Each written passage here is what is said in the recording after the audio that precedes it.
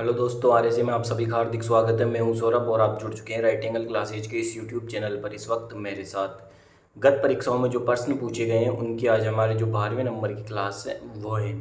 राजस्थान के जितने भी एग्जाम हैं RS, EO, RO, CET, ANJN, BSTC, PTT, first second third grade जितने भी एग्जाम हैं उनमें जो भी क्वेश्चन पूछे गए हैं उनका हम डिटेल से जो अध्ययन है वो कर रहे हैं। आज की हमारी क्लास को अब हम शुरू करते हैं। अगर आप चैनल पर नए हैं तो चैनल को सब्सक्राइब जरूर करें। आज हम पढ़ने वाले हैं पहले जनपद के बारे में। पिछली कक्षाओं में आपने जो कमेंट किया है वो ये है कि टॉपिक वाइज आपको बताया जाए, तो टॉपिक वाइज अब हम शुरू कर रहे हैं। अब हम पढ़ रहे हैं जनपद के बारे में। इनमें से हम लगभग 4-4, 5-5 क्वेश्चन पढ़ेंगे। डेली के 20 से 25 क्वेश्चन हम पढ़ने वाले हैं। तो चलिए शुरू करते हैं। आज का पहला क्वेश्चन हमारा क्वेश्चन है, प्राचीन राजस्थान में मालवों की शक्ति का केंद्र किसके आसपास केंद्रित था? जो मालवों की शक्ति का केंद्र किसके आसपास था? तो इनकी शक्ति का केंद्र था जयपुर के आसपास। जयपुर में भी कहाँ पे? जयपुर में जो टोंक जिला है वहाँ पर मालवों की शक्ति का केंद्र था लगभग। और ये जो मालवों की शक्ति का केंद्र है इसमें लगभग 300 ईसा पूर्व से 200 ईसा पूर्व का समय है। 300 ईसा पूर्व से 200 ईसा पूर्व का इसके अंदर समय है। तो मालवा की शक्ति का केंद्र किसके आसपास था? जयपुर के आसपास। नेक्स्ट क्वेश्चन है हमारा, मत्स्य का सर्वप्रथम उल्लेख आता है। मत्स्य का जो सबसे पहले उल्लेख है वो हमें कहाँ मिलता है? वो मिलता है ऋग्वेद के अंदर। ऋग्वेद के अंदर हमें मत्स्य शब्द जो है उसका जो और जनपद भी है जिसका सर्वप्रथम उल्लेख मिलता है। मत्स्य जनपद की राजधानी क्या थी? बेराट। बेराट कहाँ स्थित है? जयपुर के अंदर। बेराट जो सभ्यता भी है और बेराट मत्स्य जनपद की राजधानी है, कहाँ स्थित है? जयपुर के अंदर। यहाँ से बेराट से बाबरू शिलालेख हमें प्राप्त हुआ है। तो मत्स्य का सर्वप्रथम उल्लेख हमें ऋग्वेद से प्राप्त होता है। सूरसेन जनपद की राजधानी थी। सूरसेन जनपद उसकी राजधानी कौन सी थी? सूरसेन जनपद की राजधानी थी मथुरा। और राजस्थान के कौन से जो एरिया है वर्तमान के अंदर, कौन सी क्षेत्र हैं जो सूरसेन जनपद जो उस समय का जनपद है इसके अंदर आते थे? तो राजस्थान के जो अलवर, भरतपुर, धौलपुर और करौली। भरतपुर, धौलपुर और करौली इनका ज़्यादा क्षेत्र इसके अंदर आता था। सूरसेन जनपद के अंदर अलवर का नाम मात्र क्षेत्र इसके अंदर आता था, इसलिए अपन इसको कट कर देते हैं। जो मेन क्षेत्र है वो भरतपुर, धौलपुर और करौली का इसके अंदर आता था। सूरसेन जनपद की राजधानी क्या है? मथुरा। ये जो सूरसेन जनपद है वो भगवान जो श्री कृष्ण है उससे संबंधित है, मथुरा स्थल। तो उसकी राजधानी है मथुरा। सीवी जनपद का उल्लेख का सर्वप्रथम स्रोत क्या है? जो सीवी जनपद है इसका जो उल्लेख कहाँ मिलता है हमें सर्वप्रथम? वो सिक्कों के अंदर मिलता है सीवी जनपद का उल्लेख। और ये सीवी जनपद जो है इसकी राजधानी कौन सी है? सीवी जनपद की राजधानी, इसकी राजधानी है मध्यमिका नगरी। मध्यमिका नगरी ये कहाँ पड़ती है? ये चित्तौड़गढ़ के अंदर पड़ती है। और इसका एक जो स्थल है जहाँ से इसके जो अवशेष है वो प्राप्त हुए हैं, वो कहाँ से प्राप्त हुए हैं?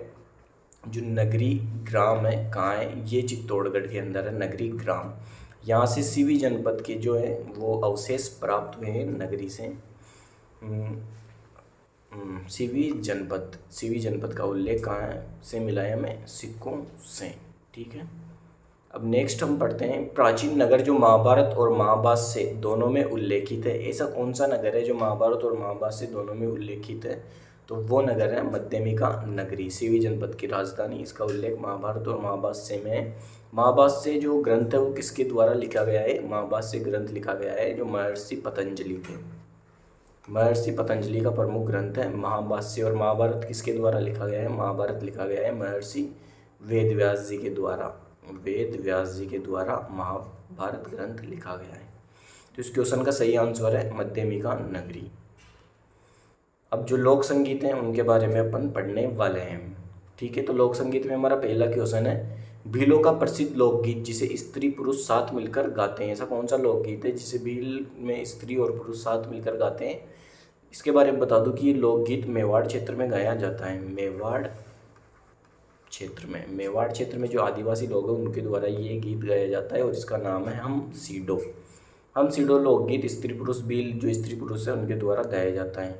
और जो सूंवटिया या सूंवलिया ये भी भील जो महिलाएं होती हैं उनके द्वारा गाया जाता है। जोरावा जो लोकगीत है वो जैसलमेर क्षेत्र का लोकगीत है।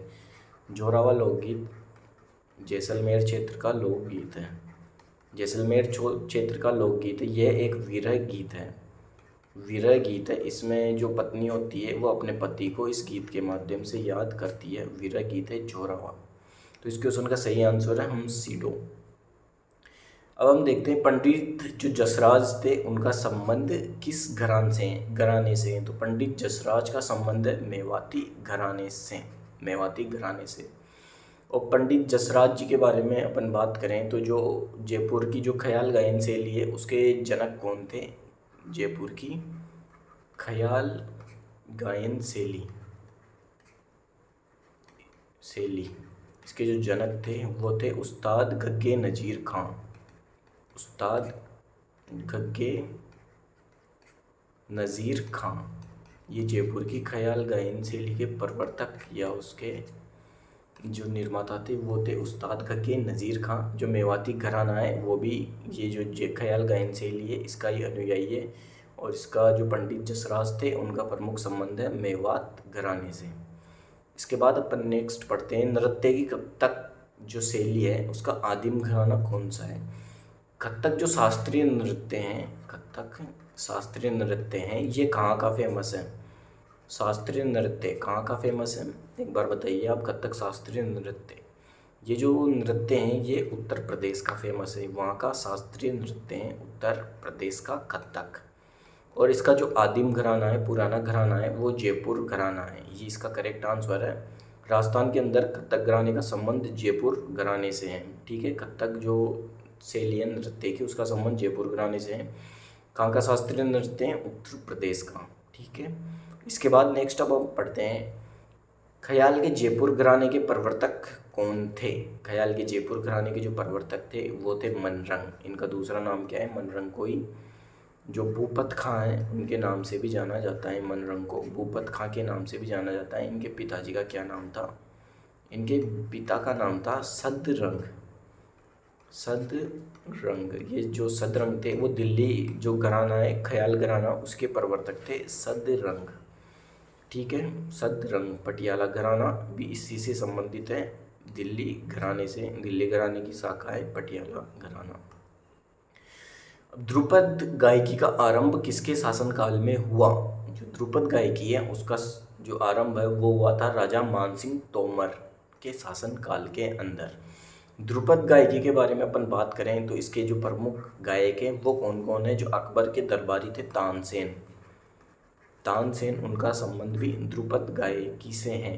और जो तानसेन के गुरु थे, तानसेन के गुरु का नाम क्या है स्वामी हरिदास। स्वामी हरिदास जो तानसेन के गुरु थे उनका संबंध भी इस ध्रुपद गायकी से है। हरिदास के अलावा जो गोपाल नाम के व्यक्ति थे उनका संबंध भी इस ध्रुपद गायकी से है। तो ठीक है, इसका आरंभ किसके शासनकाल में हुआ। राजा जो मानसिंह तोमर थे उनके शासनकाल में ध्रुपद गायकी का आरंभ हुआ। अब जो झीलें हैं राजस्थान की प्रमुख झीलें उनके बारे में अपन बात कर लेते हैं कि कौन कौन से क्वेश्चन आए हुए हैं।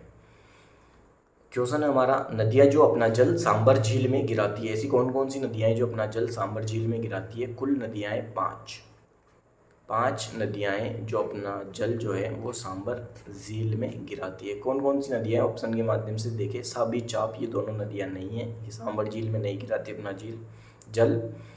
सांबर झील में जल गिराने वाली नदियाँ एक तो रूपनगढ़, दूसरी या ऑप्शन में मेंढा। तो इसका जो सही आंसर है क्वेश्चन का ऑप्शन नंबर 3 और 4। ऑप्शन नंबर 2 इसका सही आंसर रूपनगढ़ मेंढा। इसके अलावा जो खारी नदी है, खारी नदी, बांडी नदी,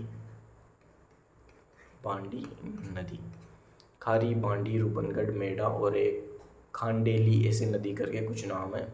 उसका जल भी सांबर झील में गिरता है। सांबर झील जो है वो राजस्थान की सबसे बड़ी खारे पानी की झील है। राजस्थान की सबसे बड़ी खारे पानी की झील है सांबर झील। और भारत की कौन से नंबर की खारे पानी की झील है? राजस्थान की सबसे बड़ी खारे पानी की झील। भारत में सांबर झील का जो नंबर है वो आता है दूसरे नंबर पर। बड़ी खारे पानी की झील सांबर झील, पानी की झील। और भारत की दूसरे नंबर की, भारत की जो फर्स्ट खारे पानी की झील है वो कौन सी है? फर्स्ट नंबर में भारत में, उसका नाम है चिल्का झील। चिल्का झील, चिल्का झील कहाँ पे स्थित है? चिल्का झील है उड़ीसा के अंदर। ये भारत की सबसे ज़्यादा खारे पानी की झील है चिल्का झील। भारत के दूसरे नंबर में जो है वो सांबर झील आती है, और पहले राजस्थान की पहले नंबर की खारे पानी की झील है सांबर झील। सांबर झील भारत के कुल नमक का कितना % उत्पादन करती है? तो ये करती है भारत के कुल नमक का 8.7%। 8.7% उत्पादन जो है वो सांबर झील करती है पूरे भारत का। सांबर झील रामसर भूमि है उसके अंदर शामिल है सांबर झील।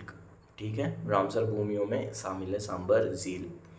नेक्स्ट अब हम पढ़ते हैं सुमेलित कीजिए, ये हमारा क्वेश्चन है। ये झीलें हैं, कौन सी झील कहाँ पे स्थित है? तो जो नवलखा झील है वो कहाँ पे स्थित है? आप सभी को पता है नवलखा जेत सागर झील ये कहाँ स्थित है? बूंदी के अंदर। बूंदी के अंदर ही कनक सागर झील भी है, यहाँ लिख देते हैं कनक सागर झील, ये कहाँ स्थित है? बूंदी के अंदर। इसका दूसरा नाम क्या है? इसको ही दूगारी झील के नाम से भी जाना जाता है, दूगारी झील। ठीक है, तो जेत सागर, कनक सागर, नवलखा झील कहाँ है? बूंदी के अंदर। जो तालाबशाही जो झील है वो कहाँ स्थित है? वो है धौलपुर के अंदर। कोलायत के बारे में मैंने आपको बहुत बार बताया है, कोलायत झील कहाँ है? बीकानेर के अंदर। कपिल मुनि का मेला यहाँ लगता है। और गेप सागर झील कहाँ स्थित है? गेप सागर झील स्थित है डूंगरपुर में। तो इस क्वेश्चन का हमारा सही आंसर क्या है? ऑप्शन नंबर ए के अंदर 3, यहाँ है ए के अंदर 3, बी में 4, सी के अंदर 2 और डी में 1। ऑप्शन नंबर 2 हमारा करेक्ट आंसर है। इसके बाद अब हम नेक्स्ट बढ़ते हैं, सुमेलित कीजिए, ये भी वही क्वेश्चन है, कौन सी झील कहाँ पे स्थित है? तो आप सभी को पता है जलमहल झील कहाँ स्थित है? जलमहल झील है जयपुर ज़िले के अंदर। ठीक है, जब हम जयपुर से आमेर की तरफ जाते हैं तो बीच में जो स्थल आता है जलमहल, उसी को जलमहल झील के नाम से भी जाना जाता है। पांडुपोल जो जलप्रपात है वो कहाँ स्थित है? पांडुपोल जलप्रपात है अलवर जिले के अंदर। पांडुपोल जलप्रपात के बारे में जो किंवदंती है वो ये है कि जब पांडव अज्ञातवास पे थे तो 1 वर्ष का समय उन्होंने इस पांडुपोल नामक जगह पर गुजारा था, और जो कौरव थे उन्होंने जो पांडव थे उनको घेर लिया था इस स्थान पर। अलवर में पांडुपोल जलप्रपात वहाँ है, वहाँ पर कौरवों ने पांडवों को घेर लिया था। तो जो भीम थे उन्होंने अपनी गदा से पहाड़ के अंदर, मतलब पहाड़ पे अपनी गदा मारी थी, और उसी से ये पांडुपोल जलप्रपात है इसका निर्माण हुआ था। तो पांडुपोल जलप्रपात कहाँ स्थित है? अलवर जिले के अंदर। और जो लूणकरणसल झील है वो कहाँ स्थित है? बीकानेर में, आप सभी को पता है। और फतेह सागर झील उदयपुर के अंदर। महाराजा फतेह सिंह थे, उन्होंने फतेह सागर झील का निर्माण करवाया था, और इसकी आधारशिला किसने रखी थी? Duke of Connaught. Duke of Connaught, ये नाम आपने बहुत बार सुना होगा। ड्यूक ऑफ कनॉट ने जो फतेह सागर झील है उदयपुर के अंदर उसकी आधारशिला रखी थी। तो इस क्वेश्चन का हमारा करेक्ट आंसर है ऑप्शन नंबर ए में 3, बी के अंदर 1, तो यहाँ ऑप्शन नंबर 1 ये इस क्वेश्चन का करेक्ट आंसर है। इसके बाद अपन आगे बढ़ते हैं। नेक्स्ट हमारा क्वेश्चन है, उदयपुर सिटी पैलेस राजस्थान के स्थापत्य अजूबों में से एक है। जो उदयपुर सिटी पैलेस है वो स्थापत्य अजूबों में से एक है, ये हमारा क्वेश्चन घेरा है। और इसी के अनुसार ये किस जो झील है उसके तट पर शांतिपूर्वक स्थित है? उदयपुर सिटी पैलेस किस झील के किनारे में? तो यह है पिछोला झील में। पिछोला झील इस क्वेश्चन का सही आंसर है। उदयपुर सिटी पैलेस जो है वो पिछोला झील के किनारे स्थित है। पिछोला झील का निर्माण पिच्चू बंजारे द्वारा राणा लाखा के शासनकाल में किया गया था। ये कहाँ स्थित है? उदयपुर के अंदर। पिछोला झील के अंदर ही नटनी का चबूतरा स्थित है। नटनी का चबूतरा इसमें स्थित है। इसके अलावा क्या क्या स्थित है पिछोला झील में? जग मंदिर और जगनिवास जो महल है, जग मंदिर प्लस जगनिवास महल, वो कहाँ स्थित है? पिछोला झील के अंदर। तो इस क्वेश्चन का करेक्ट आंसर है पिछोला झील। उदयपुर सिटी पैलेस कहाँ स्थित है? पिछोला झील में। अब हम पढ़ने वाले हैं राजस्थान की प्रमुख योजनाओं के बारे में। तो चलिए देखते हैं। निम्न में से कौन सा कथन महात्मा गांधी राष्ट्रीय ग्रामीण रोजगार गारंटी स्कीम के बारे में सही नहीं है? मनरेगा जो योजना है उसके बारे में अपन बात कर रहे हैं। ये योजना कब आई थी? इस ये अधिनियम जो नरेगा योजना है, नरेगा योजना के नाम से पहले आया था, ये नरेगा नाम से कब आया था? सन 2005 के अंदर। सन 2005 में नरेगा योजना आई थी। इसका आरंभ कब से हुआ था? आरंभ किया गया था इसका 2 फरवरी सन 2006 से इसका आरंभ हुआ था। कहाँ से हुआ था? आंध्र प्रदेश से। आंध्र प्रदेश से नरेगा योजना का शुभारंभ किया गया था, आंध्र प्रदेश से। ठीक है, 2 फरवरी 2006 से इसका शुभारंभ किया गया था। और मनरेगा इसका नाम कब हुआ? मनरेगा हुआ इसका नाम 2 अक्टूबर 2009 को। 2 अक्टूबर 2009 को इसके जो नरेगा योजना है इसके नाम के आगे महात्मा गांधी जोड़ दिया गया था, इसलिए इसका नाम मनरेगा हो गया। तो ऑप्शन पढ़ते हैं कि कौन सा कथन गलत है। राष्ट्रीय ग्रामीण रोजगार गारंटी अधिनियम 2 अक्टूबर 2006 से लागू हुआ, ये गलत है। लागू हुआ था ये 2 फरवरी 2006 से, तो यहाँ पे ये गलत है। ऑप्शन नंबर 2 भी अपन पढ़ लेते हैं। इसका मुख्य उद्देश्य प्रत्येक ग्रामीण परिवार के कम से कम एक सदस्य को वर्ष में कम से कम 100 दिन का रोजगार सुनिश्चित करवाना है, ये एकदम सही है। 2 अक्टूबर 2009 को राष्ट्रीय ग्रामीण रोजगार गारंटी स्कीम का नाम बदलकर महात्मा गांधी राष्ट्रीय ग्रामीण रोजगार स्कीम कर दिया गया, ये भी एकदम सही है। इस स्कीम से लाभान्वित होने वाले में कम से कम 33% महिलाएं होनी आवश्यक है, ये भी सही है। तो ऑप्शन 2, 3, 4 ये सही है। गलत जो है वो है ऑप्शन नंबर 1। जो मनरेगा योजना है ये बहुत इंपॉर्टेंट योजना है। राजस्थान के लगभग सभी क्वेश्चनों में, लगभग जो एग्जाम होते हैं उनमें कम से कम एक क्वेश्चन इससे पूछा ही जाता है। नेक्स्ट क्वेश्चन है हमारा, मुख्यमंत्री जीवन रक्षा कोष स्कीम से आर्थिक सहायता किसको मिलती है? मुख्यमंत्री जो जीवन रक्षा कोष है इसका जो शुभारंभ हुआ था वो कब हुआ था? 1 जनवरी 2009 को। 1 जनवरी 2009 की ये स्कीम है मुख्यमंत्री जीवन रक्षा कोष। इससे आर्थिक सहायता किसको मिलती है? जो बीपीएल जो जन है, बीपीएल जो श्रेणी के जो लोग होते हैं उन्हें इस स्कीम के तहत जो आर्थिक सहायता है वो मिलती है। ये बीमार हो जाए या कुछ भी दुर्घटना हो जाए तो जो मुफ्त में इलाज है वो इस स्कीम के तहत इन लोगों का किया जाता है। इसमें और कौन कौन शामिल हैं? जो दिव्यांगजन है, दिव्यांगजन और जो वृद्ध लोग हैं जो जिन्हें किसी न किसी तरह की पेंशन मिलती है, वृद्धजन या HIV पॉजिटिव और भी लोग इसके अंदर शामिल हैं। मुख्यमंत्री जीवन रक्षा स्कीम के अंदर 1 जनवरी 2009 की स्कीम है, मुफ्त में इन लोगों का इलाज इसके तहत किया जाता है। अब हमारा क्वेश्चन है, राजस्थान में कब भामाशाह डिजिटल परिवार योजना का शुभारंभ किया गया? आप सभी के घर में अभी भामाशाह कार्ड होगा, तो ये जो भामाशाह योजना है इसका शुभारंभ कब किया गया था? 4 सितंबर 2018 को, तभी से भामाशाह कार्ड बनना शुरू हुए थे। अब हमारा क्वेश्चन है, आजीविका पर एक मिशन की स्थापना करने वाला भारत का पहला राज्य है। आजीविका पर कौन सा मिशन चल रहा है राजस्थान में? राजस्थान ग्रामीण आजीविका मिशन, ये राजस्थान के अंदर चल रहा है। तो जो आजीविका पर पहला जो मिशन है स्थापना करने वाला भारत का पहला राज्य राजस्थान है। इसके बाद अब हम पढ़ते हैं, राजस्थान में नवजीवन योजना प्रारंभ की गई। नवजीवन योजना कब प्रारंभ की गई थी? सन 2009 के अंदर राजस्थान में नवजीवन योजना प्रारंभ की गई। इसका जो मुख्य उद्देश्य है वो क्या था? अवैध शराब के निर्माण में शामिल व्यक्तियों समुदाय हेतु ये नवजीवन योजना थी। जो अवैध शराब निर्माण का जो लोग करते हैं, जो अपने जीवन में ये शराब निर्माण के कारण अपने जीवन में कुछ नुकसान अपने आप को पहुंचा लेते हैं, या जो बच्चे अपने बचपन के अंदर ही इन शराब निर्माण के कार्यों में लग जाते हैं, जो शराबी व्यक्ति होते हैं, उन्हें इस आदत से छुटकारा दिलाने के लिए नवजीवन योजना प्रारंभ की गई थी सन 2009 के अंदर, उन्हें बेहतर भविष्य उपलब्ध कराने के लिए। तो नवजीवन योजना का प्रारंभ की गई थी अवैध शराब के निर्माण में शामिल व्यक्तियों समुदायों हेतु। ऑप्शन नंबर 1 इसका सही आंसर है। अब हम पढ़ने वाले हैं विधानसभा और विधान परिषद के जो इम्पोर्टेंट क्वेश्चन हैं उनके बारे में। तो क्वेश्चन हमारा पहला, राज्य में संसदीय सचिव किसके समक्ष शपथ लेता है या प्रतिज्ञान करता है?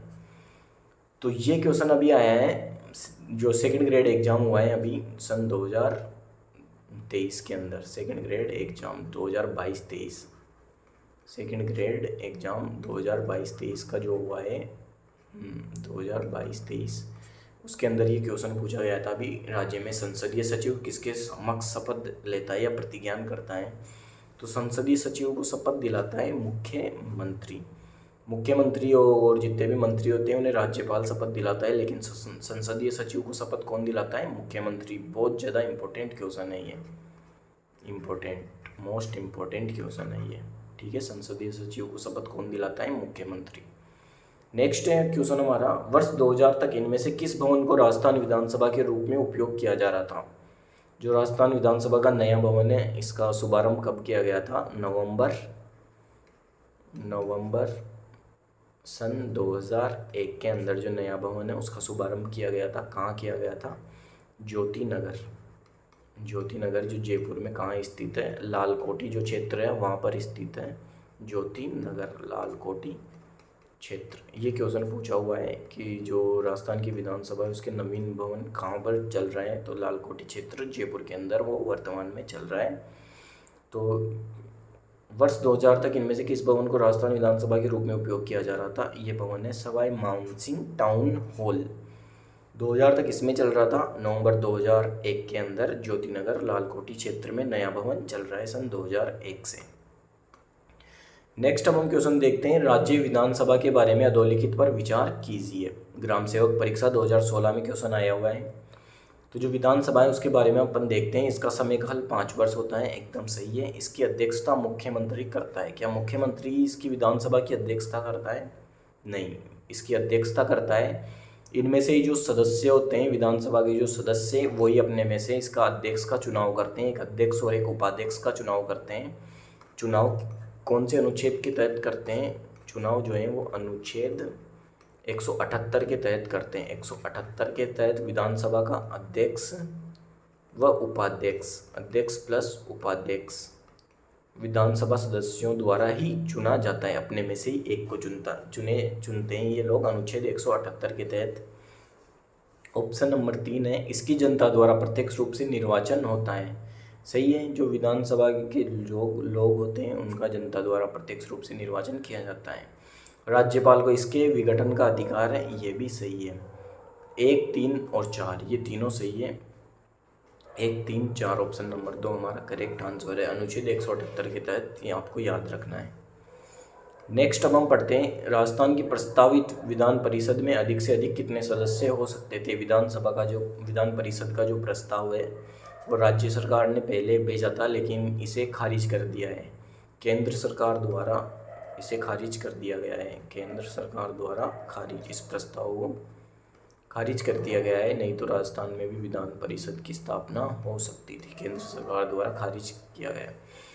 विधान परिषद जो के बारे में अपन बात करें तो इसका गठन कौन से अनुच्छेद के तहत किया जाता है? जो अनुच्छेद 169 है उसके तहत विधान परिषद का गठन किया जाता है। और इसकी जो सदस्य संख्या होती है वो होती है अनुच्छेद 171 के तहत। इनमें सदस्यों की संख्या है वो फिक्स की जाती है, तो सदस्य चुने जाते हैं अनुच्छेद 171 के तहत। तो राजस्थान की प्रस्तावित विधान परिषद में अधिक से अधिक इसके जो सदस्य होते हैं विधान परिषद में वो विधानसभा के 1/3 होते हैं। विधानसभा के 1/3 सदस्य होते हैं विधान परिषद के अंदर। तो अगर राजस्थान में कभी विधान परिषद बने तो उसमें कितने सदस्य होंगे? 66। तो इसका सही आंसर है 66।